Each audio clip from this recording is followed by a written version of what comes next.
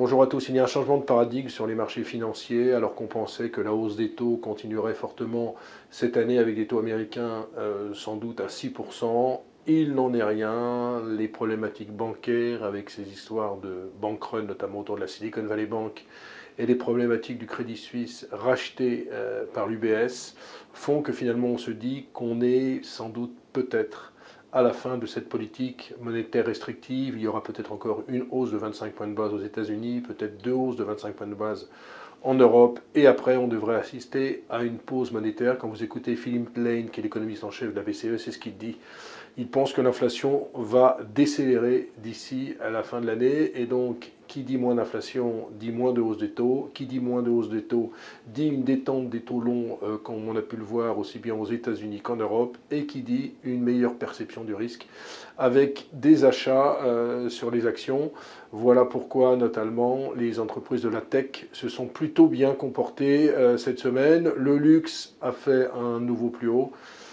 Il faut dire qu'en Chine, eh bien, les autorités monétaires devraient relancer l'économie avec vraiment des mesures de relance, avec une baisse du taux des réserves obligatoires.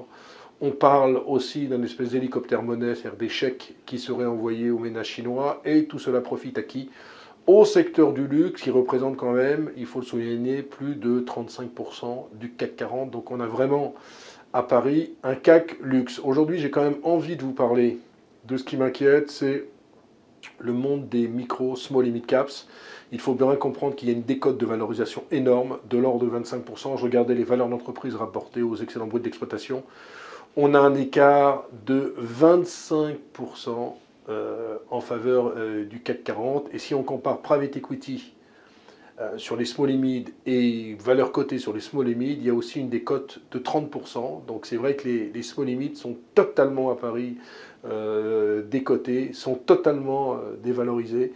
Il ne se passe strictement rien, il y a très peu de volume, il y a quelques volumes sur des dossiers qui sont avec des OCAPSA paradoxalement, des sociétés qui valent 0,01 centime, il y a beaucoup de volume, mais sinon il ne se passe pas grand-chose, et donc il y a un espèce d'appauvrissement de la place de Paris, ce qui est quand même assez triste, puisqu'il y a beaucoup plus d'entreprises qui quittent la bourse que d'entreprises qui viennent en bourse.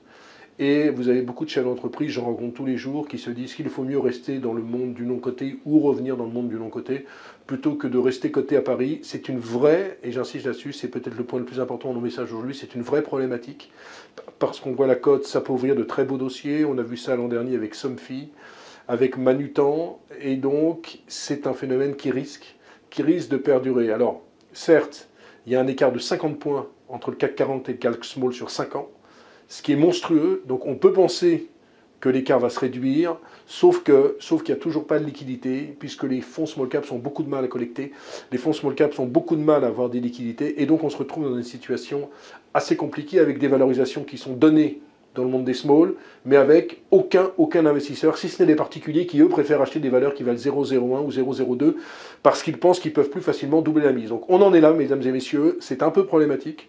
Je suis pas inquiet, je vais continuer à suivre le monde des small et mid, mais je me dis quand même que c'est compliqué de faire des affaires, parce que quand il n'y a pas de liquidité, quand il n'y a pas de volume, c'est très compliqué, mais ne désespérons pas. J'ai connu ça dans les années 2006, 2007, 2008, où c'était très compliqué, voire 2009, où on avait des valeurs vraiment au rabais, et finalement, tout s'est régularisé. Donc pour moi, c'est quand même cette année que je pense que le monde des small et des mid devrait rebondir et devrait surperformer celui des big caps. Il serait temps, parce que franchement, on s'ennuie un peu sur ce compartiment, notamment depuis le début de l'année. Voilà, excellente journée, excellent week-end, on se retrouve la semaine prochaine.